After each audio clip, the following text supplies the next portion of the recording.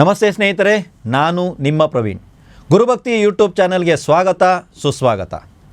ಮೊದಲೇ ಗೋಚಾರದ ಒಂದು ವಿಡಿಯೋದಲ್ಲಿ ನಾನು ಹೇಳಿದ್ದೀನಿ, 7.5 ಇದ್ದವರು ಮಾತ್ರನೇ ಆ ಶನಿದೇವರಿಗೆ ಎಳ್ಳಿನ ದೀಪವನ್ನು ಹಚ್ಚಿ ಅಂತ. ಅಲ್ಲಿ ನಾನು ಒಂದು ವಿಷಯ ಹೇಳಿದ್ದೆ, ಶನಿದೇವರಿಗೆ ಸಂಬಂಧಪಟ್ಟಂಥ ಪರಿಹಾರವನ್ನು ನಾನು ಹೇಳ್ತೀನಿ ಅಂತ. ಇದನ್ನು ಶನಿ ದಶೆ ನಡೀತಾ ಇದೆ, ಶನಿ ಭುಕ್ತಿ ನಡೀತಾ ಇದೆ, ಜಾತಕದಲ್ಲಿ ಶನಿದೇವರ ಸಮಸ್ಯೆ ನಡೀತಾ ಇದೆ.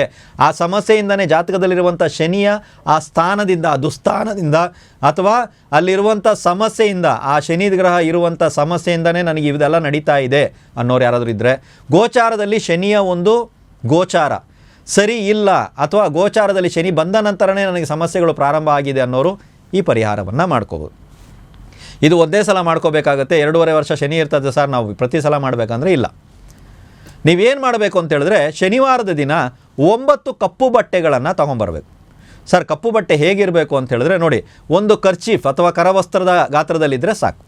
9 ಅದನ್ನು ಅಲ್ಲೇ ಅಂಗಡಿನಲ್ಲೇ ನೀವು ಕತ್ತರಿಸಬೇಕೇ ಹೊರತು ಮನೆಗೆ ತಂದು ಕತ್ತರಿಸಬೇಡಿ. ಇದನ್ನು ನೆನ್ಪಿಟ್ಕೊಳ್ಳಿ. ಮನೆಗೆ ತಂದ್ರ ಮೇಲೆ ಕೆಲವರು ಕತ್ತರಿ ಹಾಕ್ತಾರೆ, ಬಟ್ಟೆಗೆ ಹಾಕಬೇಡಿ. ಅಲ್ಲೇ ಅವ್ರಿಗೆ ಹೇಳಿ, ಒಂದು ಬಟ್ಟೆ ತೊಗೊಳ್ಳಿ, ಒಂದು ಜಾಕೆಟ್ ಪ್ಲೀಸ್ ಏನೋ ತೊಗೊಳ್ಳಿ ಬ್ಲ್ಯಾಕ್ ಕಲರು, ಅದನ್ನು ಬಂದ್ಬಿಟ್ಟು 9 ಪೀಸ್ ಮಾಡೋದಕ್ಕೆ ಹೇಳಿ. ಯಾವ ರೀತಿ ಇರಬೇಕಂದ್ರೆ, ಮನೆಗೆ ತಂದ್ರ ಮೇಲೆ ಅದರಲ್ಲಿ ಒಂದು ಹಿಡಿ, ನಿಮ್ಮ ಕೈ ಒಂದು ಹಿಡಿಯಷ್ಟು ಕರಿ ಎಳ್ಳು ಅದರಲ್ಲಿ ಕೂರೋ ಥರ ಇರಬೇಕು. ಅಷ್ಟು ದೊಡ್ಡ ಪೀಸು ಬಟ್ಟೆ ಪೀಸ್ ಇದ್ದರೆ ಸಾಕು. ರೈಟ್. ಮನೆಗೆ ಬಂದ ಮೇಲೆ ಶನಿವಾರ ನೀವೇನು ಮಾಡಬೇಕಂದ್ರೆ, ರಾತ್ರಿ ಒಂದು 8ರಿಂದ 9 ಗಂಟೆ ಶನಿವಾರ ಆ 9 ಬಟ್ಟೆಗಳನ್ನು ಹರಡಿ ಅದರಲ್ಲೆಲ್ಲವರಲ್ಲೂ ನಿಮ್ಮ ಒಂದು ಕೈ ಹಿಡಿಯಿಂದ ಒಂದೊಂದು ಕೈ ಹಿಡಿ, ಒಂದೊಂದೇ ಮುಷ್ಟಿಯಷ್ಟು ಕರಿ ಎಳ್ಳನ್ನು ಅದರಲ್ಲಿ ಹಾಕ್ತಾ ಹೋಗಿ. 1, 2, 3, 4, 5, 6, 7, 8, 9.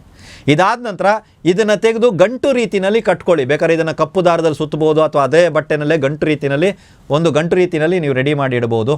ಈ 9 ಗಂಟುಗಳನ್ನು ತೆಗೆದು, ಕರಿ ಎಳ್ಳಿನ ಗಂಟುಗಳನ್ನ ತೆಗೆದು ನಿಮ್ಮ ದೇವರ ಕೋಣೆಯಲ್ಲಿ ದೇವರ ಸಮಕ್ಷಮದಲ್ಲಿ ತಾವಿಡಿ.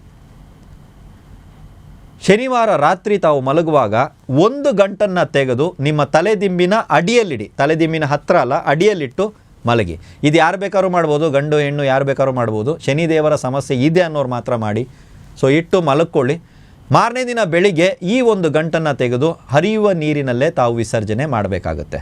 ಹರಿಯುವ ನೀರು ಇಲ್ಲ ಅಂದರೂ ಕೂಡ ತಾವು ಹರಿಯುವ ನೀರಿನಲ್ಲಿ ವಿಸರ್ಜನೆ ಮಾಡುವುದಿದ್ದರೆ ಮಾತ್ರ ಈ ಪರಿಹಾರವನ್ನು ಮಾಡ್ಕೊಳ್ಳಿ. ರೈಟ್. ಸೊ 2ನೇ ದಿನ ಇನ್ನೊಂದು ಗಂಟು, 3ನೇ ದಿನ ಇನ್ನೊಂದು ಗಂಟು, 4ನೇ ದಿನ ಇನ್ನೊಂದು ಗಂಟು, ಈ ರೀತಿ 9 ಗಂಟುಗಳು ಆಗುತ್ತೆ. ಇಲ್ಲ ಸರ್, ನಾವು ಸ್ವಲ್ಪ ಹರಿಯೋ ನೀರು ಹತ್ರ ಹೋಗ್ಬಿಟ್ಟು ಬಂದು ಪ್ರತಿದಿನ ಸ್ವಲ್ಪ ದೂರ ಇದೆ, ಅವಾಗ ಏನು ಮಾಡಲಿ ಅಂತ ಹೇಳಿದ್ರೆ, ಮೊದಲನೇ ದಿನ 1 ಗಂಟನ್ನು ನೀವು ಇಟ್ಟಿದ್ದೀರಾ, ಮಾರನೇ ದಿನ ಬೆಳಿಗ್ಗೆ ಅದನ್ನು ತೆಗೆದು ಒಂದು ಕವರಲ್ಲಿ ಹಾಕಿ ಸ್ವಲ್ಪ ಮೇಲ್ಗಡೆ ಎಲ್ಲಾದರೂ ಎತ್ತಿಟ್ಟಿರಿ, ಮತ್ತೆ ಮುಟ್ಟದೇ ಇರೋ ಒಂದು ಯಾರ್ದು ಕೈ ಬೀಳದೇ ಇರುವಂಥ ಜಾಗದಲ್ಲಿ. ಈ ರೀತಿ 9 ದಿನ 9 ಗಂಟುಗಳನ್ನು ನೀವು ತಯಾರು ಮಾಡಿ ಇಟ್ಕೊಳ್ಳಿ. 10ನೇ ದಿನ ಏನು ಮಾಡಿ ಅಂದರೆ, ಈ 9 ಗಂಟು ನಾನು ಪ್ರತಿದಿನ ನೀರಲ್ಲಿ ಬಿಡೋಕ್ಕಾಗಲ್ಲ ಅನ್ನೋರ್ಗಾಗಿ ನಾನು ಹೇಳ್ತಾ ಇದ್ದೀನಿ, ಈ ಗಂಟನ್ನು ತಗೊಂಡು ಸ್ವಲ್ಪ ದೂರ ಆದರೂ ಪರವಾಗಿಲ್ಲ, ದೂರ ಹೋಗಿ ಯಾವುದಾದ್ರೂ ಹರಿಯೋ ನೀರಲ್ಲಿ ಈ 9 ಗಂಟುಗಳನ್ನು ಬಿಟ್ಟು ಅಲ್ಲೇ ಹತ್ತಿರದಲ್ಲಿ ಎಲ್ಲಾದರೂ ಅಥವಾ ನಿಮ್ಮ ಮನೆ ಪಕ್ಕದಲ್ಲೋ ಸ್ವಲ್ಪ ದೂರದಲ್ಲೋ ಎಲ್ಲೇ ಇರಲಿ, ಶನಿದೇವರ ಗುಡಿಗೆ ಹೋಗಬೇಕು. ಶನಿದೇವರ ಗುಡಿ ಇಲ್ಲ, ನಾನು ಆಂಜನೇಯನ ಹತ್ರ ಹೋಗ್ತೀನಿ, ಆಗಲ್ಲ. ಪರಿಹಾರ ಕೆಲಸ ಮಾಡಲ್ಲ. ನಾನು ಹೇಳ್ತಾ ಇರೋದು ಶನಿದೇವರು ಅಂದರೆ ಶನಿದೇವರು. ಪರಿಹಾರ ಇದಾಗಲ್ವಾ, ಬೇರೆ ಪರಿಹಾರಗಳನ್ನ ನಾವು ಕೊಡ್ತೀವಿ, ಅದನ್ನು ಮಾಡ್ಕೊಳ್ಳಿ. ಆದರೆ ಇದರಲ್ಲಿ ಮಾಡುವಾಗ ಇದನ್ನೇ ಮಾಡಬೇಕಾಗುತ್ತೆ. ಸೊ ಶನಿದೇವರ ಗುಡಿಗೆ ಹೋಗಿ ಸ್ವಲ್ಪ ಎಣ್ಣೆಯನ್ನು ದೀಪಕ್ಕೆ ಕೊಡಿ. ಮುಖವನ್ನು ನೋಡಿ ಛಾಯಾದಾನ ಇತ್ಯಾದಿಗಳನ್ನು ಮಾಡಬೇಡಿ. ನೀವು ಹೋಗಿ ದೀಪಕ್ಕೆ ಎಣ್ಣೆ, ಸ್ವಾಮಿಗಳೇ ಇದು ದೀಪಕ್ಕೆ ಎಣ್ಣೆ ತಾವು ಉಪಯೋಗಿಸ್ಕೊಳ್ಳಿ, ಸ್ವಾಮಿಗಳಿಗೆ ಅಭಿಷೇಕ ಮಾಡಲ್ಲ ಅಂದರೆ ಬೇಡ ಸ್ವಾಮಿ, ಇದು ದೀಪಕ್ಕೆ ಎಣ್ಣೆ ಅಂತ ಕೊಡಿ. ಇದು 10ನೇ ದಿನದ ಕಾರ್ಯಕ್ರಮ.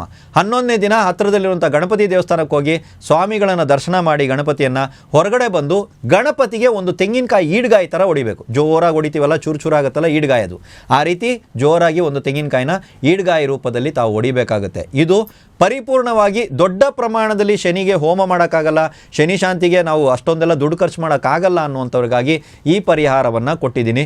ಈ ಪರಿಹಾರ ಯಾಕೆ ಅಂತ ಹೇಳಿದ್ರೆ, ಇವಾಗ ಗೋಚಾರದಲ್ಲಿ ಮೀನರಾಶಿಗೆ ಶನಿದೇವರ ಪ್ರವೇಶ ಆಗಿದೆ. ಭಾಳಷ್ಟು ಕಡೆಗಳಲ್ಲಿ ಶಾಂತಿ ಪೂಜೆ ಇತ್ಯಾದಿಗಳು ನಡೀತಾ ಇದೆ. ತಪ್ಪು ಅಂತ ಇಲ್ಲ, ನಾನು ಕೆಲವರಿಗೆ ಅದನ್ನು ಮಾಡೋದಕ್ಕೆ ಆಗದಿದ್ದಂಥ ಪಕ್ಷದಲ್ಲಿ ಈ ಪರಿಹಾರವನ್ನು ತಾವುಗಳು ಮಾಡ್ಕೊಳ್ಳಿ. ಸರ್, ಈ ಪರಿಹಾರದಲ್ಲೂ ನಮಗೆ ಕಷ್ಟ ಇದೆ, ನೀರು ಸಿಗಲ್ಲ, ಅದು ಇದು ಅನ್ನೋರು ಪ್ರತಿದಿನ ರಾತ್ರಿ 8 ಗಂಟೆಯ ನಂತರ ನಿಮ್ಮನೆಯಲ್ಲೇ ಪಶ್ಚಿಮಕ್ಕೆ ಮುಖ ಮಾಡಿ ಕೂತ್ಕೊಂಡು ಶನಿದೇವರ ಸ್ತೋತ್ರ ಅಥವಾ ಶನಿದೇವರ ಮಂತ್ರ ಜಪವನ್ನು 108 ಸಲ ಮಾಡೋದಕ್ಕೆ ಪ್ರಾರಂಭ ಮಾಡಿ. ಮಾಂಸಾಹಾರ ಇತ್ಯಾದಿಗಳನ್ನು ಸೇವಿಸೋರು ಅದನ್ನು ಕಂಪ್ಲೀಟಾಗಿ ಶನಿವಾರ ದಿನದ್ದಾದರೂ ಕನಿಷ್ಠ ಪಕ್ಷ ಬಿಡಿ. ಶನಿವಾರ ರಾತ್ರಿ 8 ಗಂಟೆಗೆ ಕೂತ್ಕೊಂಡು ಪಶ್ಚಿಮಕ್ಕೆ ಮುಖ ಮಾಡಿಕೊಂಡು ಮಂತ್ರ ಜಪವನ್ನು ಪ್ರಾರಂಭ ಮಾಡ್ಕೊಳ್ಳಿ. ಈ ನೀರು ಹತ್ರ ಹೋಗೋಕ್ಕಾಗಲ್ಲ ಅನ್ನೋರು, ಇಲ್ಲ ಸರ್ ಇದು ತುಂಬ ಚೆನ್ನಾಗಿದೆ ಪರಿಹಾರ, ನಮಗೆ ದೊಡ್ಡ ಪ್ರಮಾಣದಲ್ಲಿ ಶನಿದೇವರ ಒಂದು ಜಾತಕದಲ್ಲಾಗಿರ್ಬೋದು ಎಲ್ಲ ಕಡೆಯೂ ಶನಿ ದೋಷ ಇದೆ ಅಂತ ತುಂಬ ಜನ ಹೇಳ್ತಾರೆ ಅಂದರೆ ಆವಾಗ ಈ ಪರಿಹಾರವನ್ನು ದೊಡ್ಡ ಪ್ರಮಾಣದಲ್ಲಿ ನೀವು ಮಾಡಿ ನೋಡಿ. ಖಂಡಿತವಾಗಲೂ ಆ ಶನಿದೇವರ ಒಂದು ಅನುಗ್ರಹಕ್ಕೆ ತಾವು ಪಾತ್ರರಾಗ್ತೀರಾ. ಎಲ್ರಿಗೂ ಒಳ್ಳೆಯದಾಗಲಿ.